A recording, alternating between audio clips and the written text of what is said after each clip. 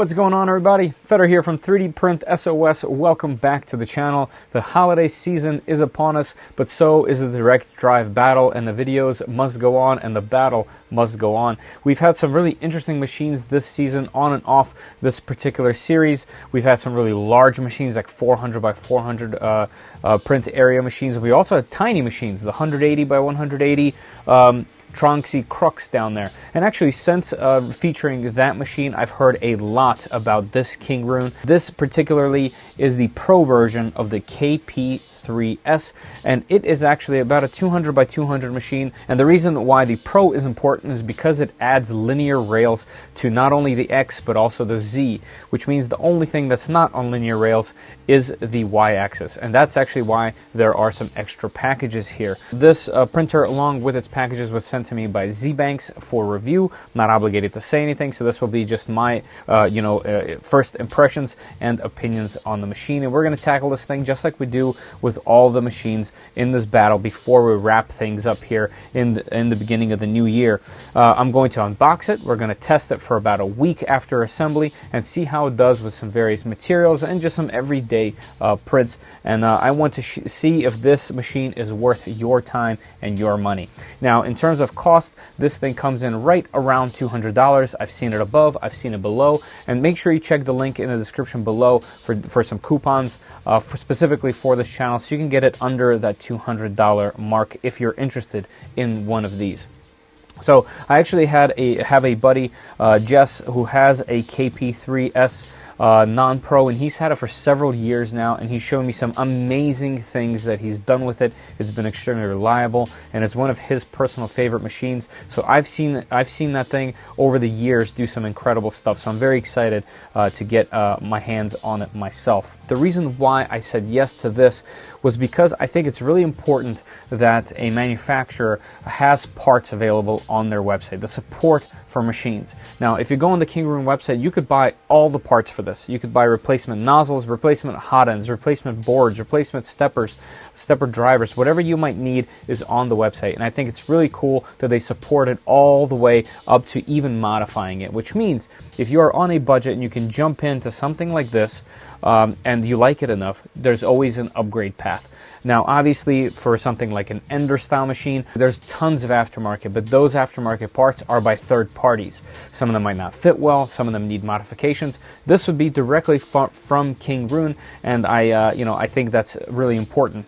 So even with that said, and I will unbox some of the stuff to see what it actually comes with, what some of the upgrades are, we are going to just focus on the base machine for now. I want to see if it works really well over about a week's worth of time, and then if it's worth if it's worth your time and money, then we will go ahead and install some upgrades in the future, and I will already have them here queued up if that is something that you guys are interested in, and please let me know down in the comments below if you are.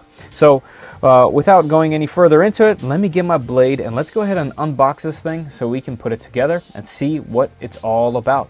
Alright, let's check it out. Alright, I got my blade and let's check out what's in this box. First, we have some brand new filament from 3D Max. This particular one is called Fuchsia, and look at that bright and vivid color. We're going to be testing this color here with this machine, and I think it's going to be a hot new color. So here we have some mods, and I'm going to put that to the side for now, and I think there are more on top of this box. I have not opened this, so this is how someone would receive it if they were to buy one of these things. So let's get in here and let's get into the machine and see what it comes with, shall we? Alright, what do we have here? I'm guessing this is either a filament roll or some more mods, but we'll see in a second.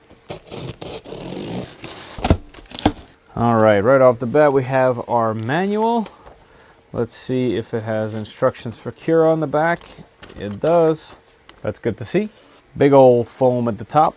We have here a Kingroon spare parts box. Let's see what's inside. We have not one, not two, but three MK8 style nozzles. Are they all 0.4 millimeters? No, we have a 0.6 millimeter, a 0.8 millimeter, and a 0.4 millimeter. That's notable. I have never seen that on any other manufacturer, and I always mention that I love 0.6mm nozzles just for their little bit of speed that they add, and it's really cool to see a 0.4, 0.6, and 0.8. Good job, Kingroon. We have an extra thermistor and yet another 0.4mm nozzle. Right off the bat, I'm already a huge fan of seeing stuff like this that comes with the machine. All right, we have our super basic tools, some Allen keys and some wrenches. We have just a tiny amount of little hardware. I'm guessing this is all we're gonna need. Yeah, Z-axis screw. This one isn't labeled, but looks like that's just gonna hold the gantry up. We have ourselves a little container with a pin in case we need to declog a nozzle. We have one of my favorite parts to see, some side cutters. We have our SD card inside of a USB reader. Let's see what the card is. It is a completely non-branded card, not even a size marking on there. That's okay.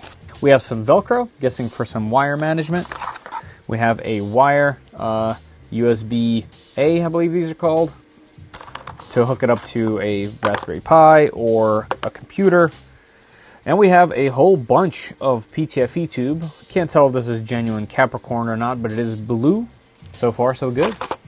Not sure what these little caps are. We're going to find out in a minute. We have some filament to test with, some just little tiny coil of PLA. We have our power cable. Okay, we have our spool holder, and this looks pretty interesting. So the spool holder, this is molded, and it has bearings.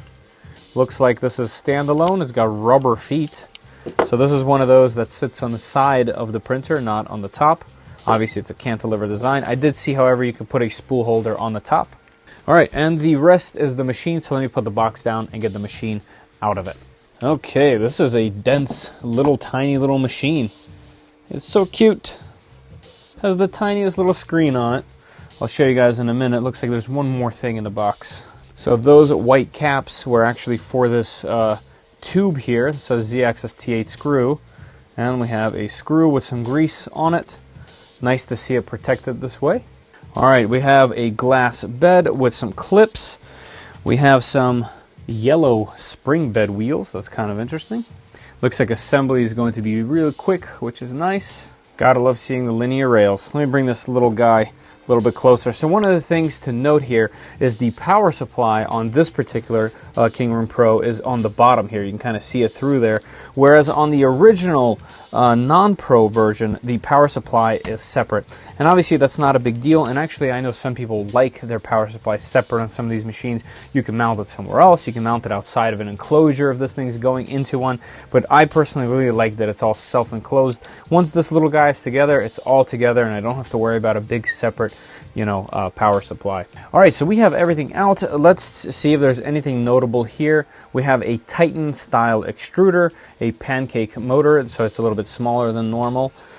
Nice and smooth because obviously it's on a linear rail. Like I always mention on Tronxy machines, looks like Kingroon did the same thing and has this hard wire management. Never a big fan of these things. I always prefer the soft. However, it does look nice and tidy. We have limit switches.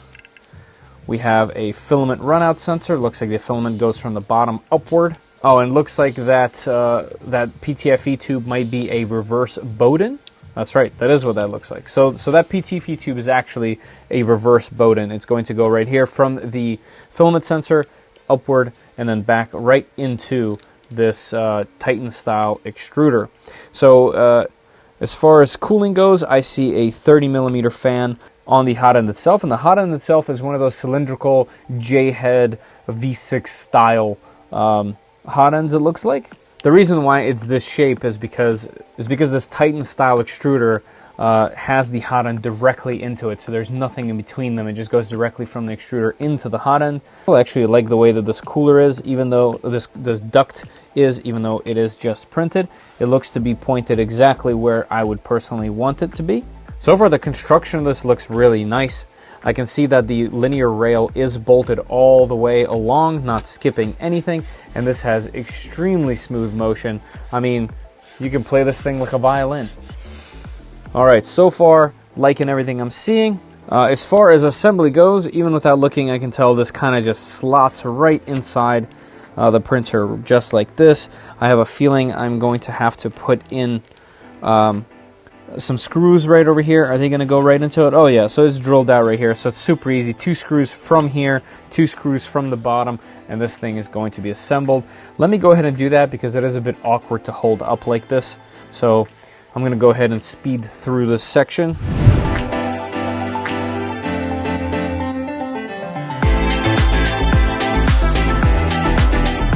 I just kind of wanted to mention a few things as I was building it. One, I really like so far the finish and build quality of everything. You know, this thing is very maneuverable. It doesn't take up that much space whatsoever, and it is assembled really well. I do like that the whole top gantry system here attaches to so many points. There's 2 bolts from the bottom, 2 bolts from the back, and 2 bolts with T-nuts from the front. So it definitely attaches straight, and it attaches very securely to the entire base of the printer. So that's something worth mentioning, and it looks to be really, really high quality in that regard. Now I'm just gonna go ahead and undo some of this film that's on top of this build plate holding everything together so we can take another look. So far I really like the sliding action of these little linear rails. They're just so smooth, and now I know why there is an upgrade to the bottom here. This is also very smooth, but just having this be rails would be really, really nice. I would also like to see a PEI option for this build plate because I think PEI is just amazing, and it would be a really nice upgrade over glass. However, nothing wrong with glass. I'm printing with glass right now. Most of my machines are glass. I just happen to really like PEI sheets. So, one thing I am noticing is that the bed clips kind of rub on the extrusion here, so I'm going to go ahead and move it to the back. I still haven't taken off the protective cover over, but that's just something worth noting. There are belt tensioners on both the X and the Y. They come with decent tension on them stock. Looks like a little bit more could be good. Then we have on the front here, I know it might be hard for you guys to see, but the adjustment for the Z height is actually done with this little thumb screw here. Let's see how it came out from the manufacturer here. Let's go all the way down to its bottom. Okay, so what I'm going to do is I'm going to lift this up a little bit, and I'm actually going to put the spring tension a little bit higher on the bed. So let's see, 1, 2, 3, 4, 5, 6, 7, 8, 9, 10. 1, 2, 3, 4, 5, 6, 7, 8, 10. Okay, now we brought the whole bed down as evenly as we could for now. And now let's bring down the Z and see if it meets the stopper. There it is. So we have a click right there. And we can go a little bit lower now. So there's 2 benefits there. Is one, this little limit screw. The longer it is screwed in, the more rigid, I guess it will be. And also having more tension on the springs of the bed means that the bed will stay longer in level. Okay, right there. I think that is going to be perfect to start with. And I'm assuming it's going to have a leveling via the menus. The menu screen is going to be interesting because it is tiny. I don't know the measurement of it, but it is about to the knuckle of my finger, so it is a tiny, tiny little screen. But yeah, so far so good. Here it is, and I bet I can put a bunch of these on some of the machines that we've been reviewing recently, as in like on top. So yeah, so far I really like what I'm seeing. I really like this little tiny compact package. I think actually the only other thing that we have here to assemble outside of the 6 screws is this PTFE tube for the reverse Bowden. We're also going to need the SD card, so let's go ahead and grab that. Card is in. Let's see how this reverse Bowden goes in here. Yeah, that's definitely what it's for. Okay, we are in. Nice and tidy. Okay, so I think that's it as far as assembly and setup goes. It's extremely easy. Let me go ahead and add some power into here, and we will take a look at the menus. Alright, I figured you guys might be interested in seeing what the motherboard looks like, what the power supply looks like, and since we haven't started adding power to it yet, might as well go ahead and check it out. So let me go ahead and take the cover off, and let's see what's under the hood.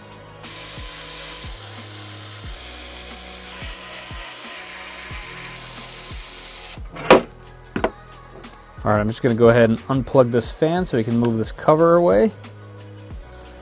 There's a nice large fan here, 40 mil or 50 mil. Might be 50. Okay, it is looking nice and neat here. We have the Kingroon KP3 V1.3 board. The stepper drivers on here are directly soldered on. However, there is one more over here that can be added, it looks like, yeah, with its own plug. So that's interesting. There is some compatibility here with expansion. There are some extra plugs here. I see a BL Touch plug that's available, so that's nice. We see an extra Z. So yeah, the board is definitely capable, at least, of running more than just what we have here on the machine. Now, in terms of ferrules, I only see 2 wires that are coming directly from the little power supply here that are for the hotbed, and they do not have ferrules. So I'm going to go ahead and throw some ferrules on here. But every other wire is actually in a connector, which is actually nice to see. That means they are nice and secure. They're nice and zip tied here. There's no funny business going on. Got some ferrules. All right, so just as expected, these wires are tinned and in power, so we're just going to cut off the tinned part. Just going to strip them a bit, expose that wire. All right, so what I'm going to do is I'm just twisting the wires. We're going to open our little crimp connectors here, ferrules, if you will. Let's see, black be good. Black will be good. Let's do that. All right, so we just slide them on the wire here, all the way past the actual wire. I'm going to go ahead and open this tool up, slide that all the way in, and just crimp it until it stops. Crimp until it stops, and there we go. We have our perfect connectors. So easy, takes seconds. Let's go ahead and tighten that down. Not going anywhere. So easy, so safe. You would figure manufacturers would do it all the time, but they don't. And that's okay, because we can. We're in here, we're doing it. Everything else looks really good. It is a nice and compact little power supply. Let's see what the brand is. Changlang. I actually have heard of that before. What's interesting is I don't see a little potentiometer. Usually there is an adjustment, but not on this one. Maybe it is underneath the cover. We're not going to worry about that. We don't need to do anything else in here. I do think everything is managed really nicely in here. It's nicely labeled. There's room for expansion. Absolutely nothing to complain about in here. And now that we have ferrules, everything's even better than before. All right, let's put it back together and let's get to that screen. Okay, now that we have this little cutie all assembled, let's go ahead and check out some of these modifications that were sent with the machine and see what is available to us directly from Kingroon and Z-Banks. All right, so let's check out this box first. I kind of have a feeling that this might be filament, but it's hard to tell when the whole box is covered like this, so let's see. Okay, I had a hunch this was filament, so we have, looks like, what color we got in here? We have a gray filament that came directly from Kingroon. I'm assuming this filament is going to work perfectly with this machine, and I'm also going to assume, because this has the Kingroon logo on it, that there's going to be a profile that's really specific for this filament. At least that's the current expectation. All right, and then we have this flat box. Let's go ahead and open that. Okay, so inside of here we have something flat. I'm going to just assume that this is a build surface, which is very welcome. I mentioned PTFE while I was putting it together. I mean a PI. Yep, so we have a cute tiny little PI spring sheet, magnet behind it, smooth on the other side, textured, very nice. Big fan of these. I think I will be installing this, to be honest with you. All right, let's set that aside for a second here. Okay, let's keep going. So yes, so here are the linear rails for the bed to slide on, and I think this is going to be a vast improvement over the action of the wheels. Yep, we have a new bracket for the belts. We have all of the hardware, and there is quite a bit of hardware. So if you're into putting things together, putting machines together from kits like they used to be, this is probably nice. And we have a new carriage for the bed, because this carriage has specific mounts for the linear rails, and it is nice and thick, which is pretty cool to see. So yeah, I do think that these upgrades would really improve this machine. But like I said, I do kind of want to test it the way that it comes first, and then we will know that there's a nice upgrade path already available, and we can go ahead and modify the machine and make it even better than it already is. So welcome sight from me, and I especially like to see the Surface included with this. All right, let's go ahead and get some power over to this machine, and let's check out the menus, because I'm really excited to see how they dealt with such a small screen. I know you're not spending a lot of time on the screen, but still, let's check that out. All right, so let's take a look at the menu. Now, I mentioned the screen is small, and it is really small. Like, here's my fingertip, here's my thumb. This thing is tiny. But anyway, let's see what's going on in here. So first, let's go ahead and take a look at the preheat menu. So we have our hot end, our bed. We can change by how many, 5, 1, or 10. We can change, it looks like if you have an extra extruder on here, you can change that. Obviously we can't right now. Close would be to turn off the heating elements, so that's nice. Let's go back. So far it looks like the menu is pretty rapid. Home, I'm not going to click just yet, but that's going to home the machine. Moving is, I'm assuming, going to give us our controls. Let's see what it's like. Yep. Moving up and down. Very quiet, can't even hear it move. Yeah, definitely extremely silent, at least in these small incremental movements. Let's see what 10 millimeters is like. Yeah, not something that I can hear directly next to it. The microphone is literally directly next to the machine. So that's really nice. All I can hear so far is the fan on the power supply. All right, let's go back. We have a leveling menu. Yeah, so just like I thought, it's going to give us manual points. So this is going to be how we're going to manually level the bed. We're going to go to point 1. We're going to use the knob underneath of the bed to make sure it's level. Then point 2, point 3, point 4. I'm going to go around several times, then check the center, and then it should be done. Like I said, I don't think a machine this size really needs to have any kind of auto leveling. It would be really nice, but definitely not necessary. All right, let's go ahead and check out settings. We have open. I'm guessing this stops the motors? Yes. So hitting open once locks them, hitting open again opens them. And it looks like there is a little LED that you can see light up in here when that happens. Motor off? What's that all about? Oh, this completely turns the motors off. And what's this mean then? Okay, I'm not sure. Maybe someone can let me know. Maybe you have one of these. Let me know in the comments below what that's for. But I thought that's what this does, but apparently not. Fan, our fan controls. Let's go ahead and hit 100 and see what the cooling fan is like. I can't hear that at all. So over the fan that's on the power supply, you cannot hear the cooling fan. Let's go ahead and turn that off. It's also good. Language, we don't need to click that. We're already in English. Continue. I'm guessing this is if there was a print that had failed or there was a power disruption. You would click continue to some degree. Let's go back. And the only other thing we have here is printing. So in printing, we see the card. Actually, let me go back. Is there any more screens on settings? No. So there's no settings necessarily. There's nothing you can do here that's going to allow you to calibrate the machine in any way. Just to preheat, just to move, and just to print. So kind of sad. I wish there was an advanced setting.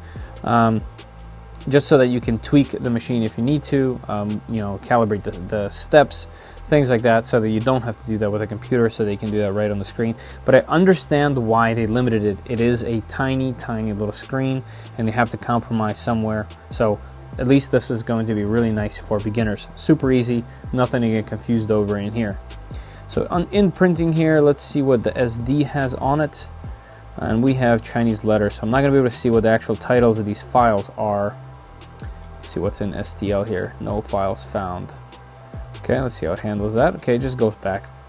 Alright, so we have a few G-code files here, and I guess we can just start with the first one, and we'll go ahead and print all of them and see what they are all about, and we'll check out some different filaments while we do this. Alright, let's go ahead and let's get to printing, shall we?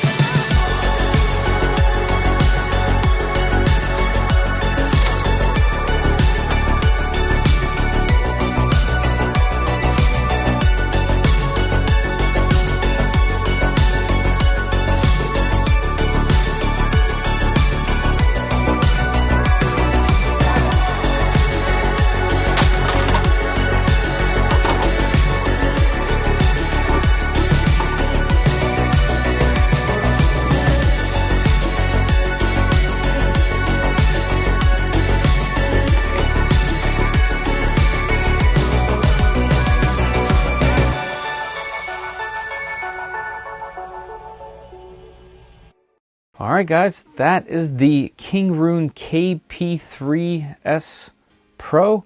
The name is a little crazy. I have a lot of trouble actually saying it, but beside the point, the machine has been an absolute joy to use in this week and a half. We've printed everything from PLA, TPU, PETG. It has not given me a single issue, even with these massive 3+ day long prints, multi-parts. Absolutely great. So if you guys wanted a TLDR on this entire video, it's that. This is a great machine for the price. I can easily recommend it. Now obviously I haven't had it for that long. A week and a half is not that long to own a machine.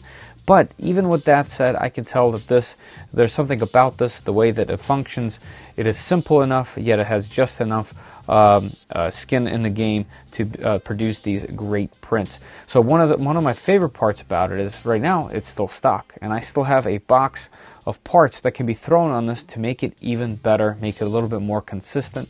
So I think that's going to be a part 2 for this video, and if you guys want to see that, please let me know down in the comments below. If you guys want me to install the linear rail for the Y, if you guys want to see some more modifications to this machine, because I truly think that this machine is pretty good for its price.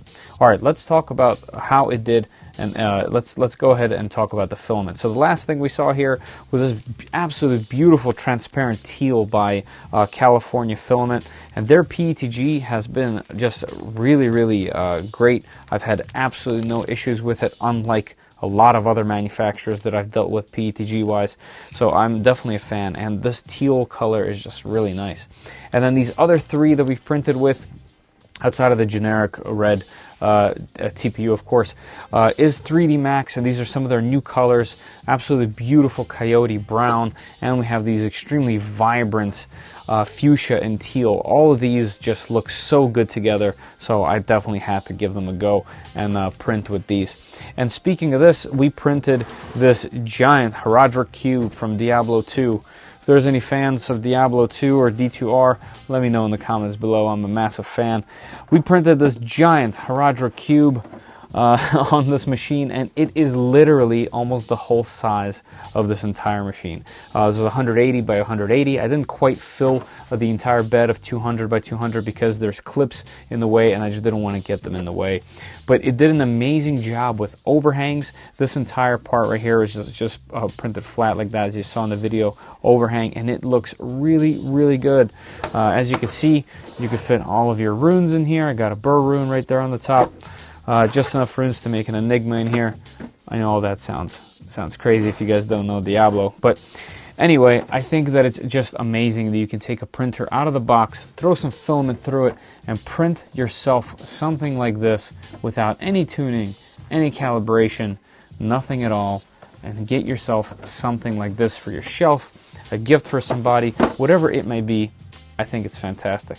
Let's take a closer look at this Benchy. There we go. The Benchy looks really good. This is how we test cooling in the machine, and it looks great. I don't see any problems. There's no hull line here. The overhangs everywhere look nice and crisp.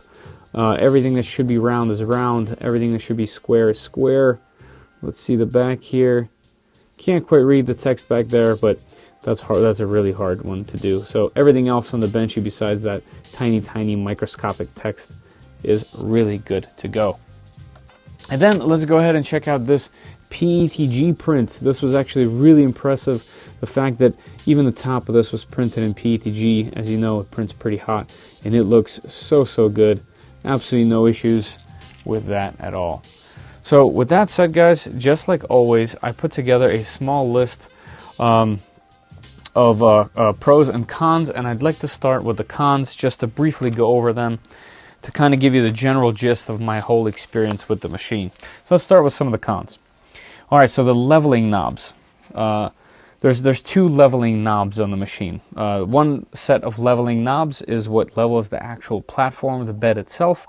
Those I feel like are really cheap. Obviously, it's an extremely budget machine. They have to cut costs somewhere, and I feel like these wheels, even printed with a heated insert, would be better than these. They're flimsy, they don't feel confidence inspiring, and even though I'm saying these words, I've also not had to level this at all. Even printing these huge things on here for days at a time and then peeling them off, cutting these things off with a razor, still it keeps its level. So keep that in mind. It just feels kind of finicky. I'm gonna nitpick a little bit. All these printers are getting really close in performance and they're all performing great.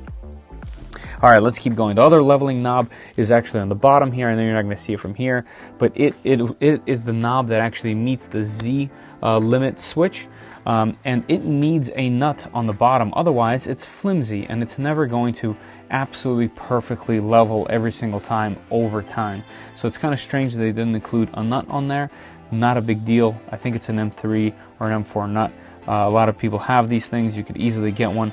Or you could leave it like as is, like I did over this week and a half of printing experience, and it hasn't really been an issue. I just think that because it's a little bit wobbly, it's one of those things that doesn't add confidence when you're working with it, or at least leveling the machine. All right, so the reverse Bowden on the machine needs couplers. There's nothing holding the PTFE tube.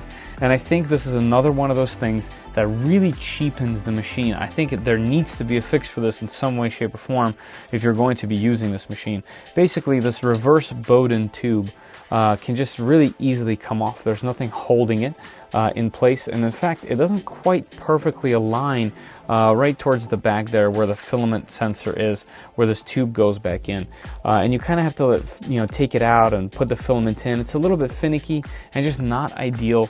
And once again, it gives you that little bit of trust issue, I guess, when you're first setting it up and you're messing with the thing. It doesn't make it feel like you just you're dealing with an expensive component. Obviously it's not, but if that had PTFE couplers on it on both ends, and that PTFE tube was nice and snug, it would be aligned easily, and that would be really, really nice. Now, there isn't enough material there for me to just put in a coupler like that, so there has to be some kind of other solution. Maybe that means moving that sensor somewhere else, maybe on top. Something along those lines might be the solution. But either way, something about that reverse Bowden just cheapens the deal. And if you do move your spool up top, which there are printable brackets, you do lose that space. You're gonna have to have a filament roll up top. But if you do that, the filament path is going to be significantly better, and that kind of solves that. So if you have space to go up, maybe a good place to put the filament spool is right on top here. There's plenty of printable versions of that. Otherwise, where it is fine. So let's just keep going right along on this list. There's no bed insulation. Not really a crazy, big negative for something like this for its price range, but a lot of printers in this price range do have bed insulation, and it helps with heating up the bed a little bit faster and keeping that temperature. The menus, the on-screen menus, are very basic, and there's no calibration settings. That's true. As you guys saw when I was digging around, there's absolutely nothing you can do outside of just preheating and printing. In fact, there isn't even unload or load settings, so you have to do that manually. Easy to do on this machine, not that big a deal, especially because there's a gear exposed on the extruder. You can really easily just use your fingers to do that. However, some of those things in the menu would have been nice, especially something to calibrate PID tuning on the bed or the heater, things like that. Steps, just so you can tune your machine a little bit better depending on what you're doing and what filaments you're doing, or maybe you change your nozzle and you kind of want to just tune the machine a little bit. It would have been nice to see. Obviously, you can do all of those things by hooking the machine up to your computer or Raspberry Pi, something along those lines, or even an Android device for that matter, but it would be nice to have it on the menu so you didn't have to do that. All right, and then the final one I have on here is the spool holder. Feels like an afterthought, not really included, and it's true. So the spool holder here is separate two pieces that have little rollers. I actually don't think they have a bearing, and if they do have a bearing, they're not that good of bearings. But they are injected molded, they're not like printed or anything, but having them separate like this just feels flimsy during setup. It feels a little bit finicky, just like the wheels, just like the Z, just like the PTFE coupler, lack of couplers. Just those little details kind of cheapen it a bit for me. And these are all things, like I said, you can easily overlook and upgrade because of its performance. It kind of speaks for itself. So I'm definitely nitpicking, keep that in mind. But that's all I have for cons on the list so far. Everything is pretty good. So let's just jump into the pros that I wrote down outside of just, having a great time with the machine. So the machine is relatively quiet. You only hear the main board fan, and it is a constant sound. It's not like it's something like you can hear the machine actually moving and printing. It is really silent in comparison to some of the other machines that I have behind me, and you do hear just a singular fan. You hear wind noise, but not anything obnoxious or loud.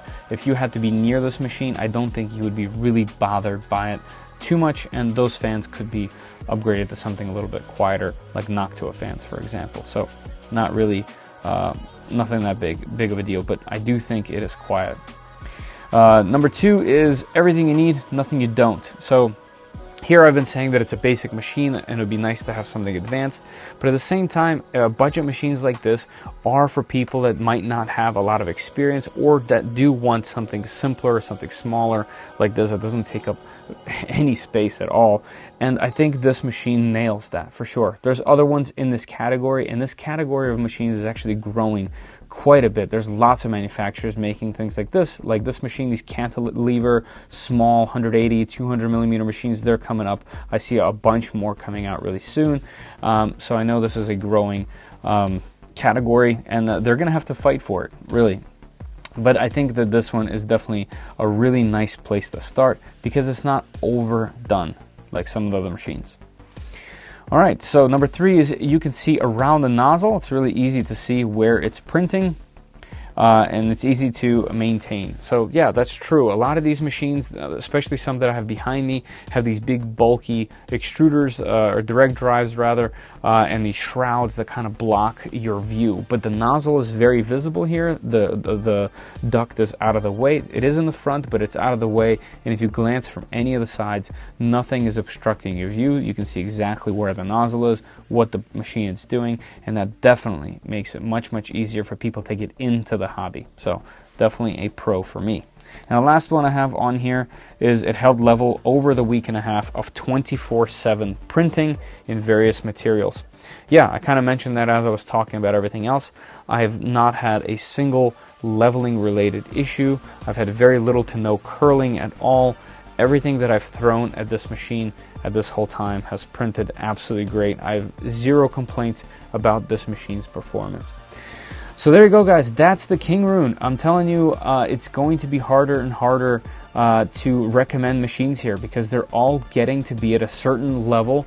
I'm going to start to have to really nitpick these things and pick them apart because they seem to be performing really well. You can get a basic machine and already print incredible things. And that's awesome. I love where the hobby is going. And there are all of these premium machines coming out now. They're all getting cheaper and cheaper. We're getting better and better hardware, and just really exciting. So hey, there you go, guys. If you're in a market for a slightly smaller machine, right around the $200 mark, check the description of this video for this Kingroon machine sold by Z-Banks. They're the guys that sent me this machine. Thank you very much for doing that. And like I mentioned, there is an upgrade path. I have several of them, like a PTFE, a spring steel sheet for this, for example, and I'd love to throw them on here. I think it's going to take this machine to the next level and make it feel a little bit more premium, make it feel a little bit better to use every single day, and I think that would really be the ticket for this thing. Alright guys, I think that's it all for me. As always, I thank you all of my Patreon and YouTube members. You guys are awesome. Thank you for your support, genuinely. And thank you to everybody in my Discord, sharing their prints, talking about 3D printing, helping everybody out, troubleshooting, things of that nature. Appreciate you guys in there as well. Alright, that's all I got. As always, I'll see you all in the comments. Later.